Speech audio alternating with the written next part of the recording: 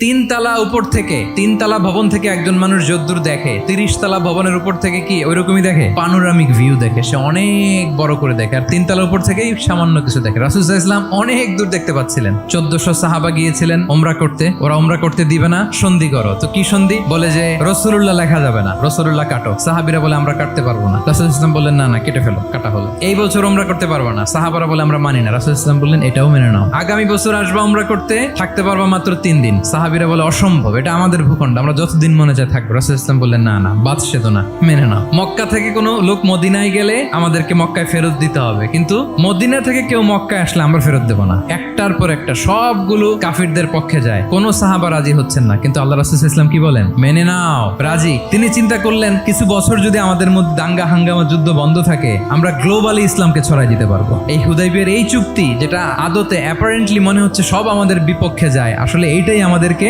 ভূমি ধস জয় এনে দিবে, এবং সেটাই হয়েছে। আল্লাহ তাআলা এই পৃথিবীটাকে ফোল্ড করে ছোট রেপ্লিকা বানিয়ে আমার সামনে তুলে ধরেছেন। আমি পৃথিবীর প্রাচ্য পাশ্চাত্য সবটুকুন দেখেছি, আর আমি যদ্দূর দেখেছি ঠিক তদ্দূর জায়গায় আল্লাহ তাআলা লা ইলাহার বাণী পৌঁছে দিবে। এমন কোনো কাঁচা ঘর, পাকা ঘর, কোনো জঙ্গল, কোনো পাহাড়, কোনো ভূখণ্ড, এই পৃথিবীতে কোনো এমন কোনো জনপদ থাকবে না যেখানে ইসলামের বাণী পৌঁছবে না। সে 1400 বছর আগের কথা।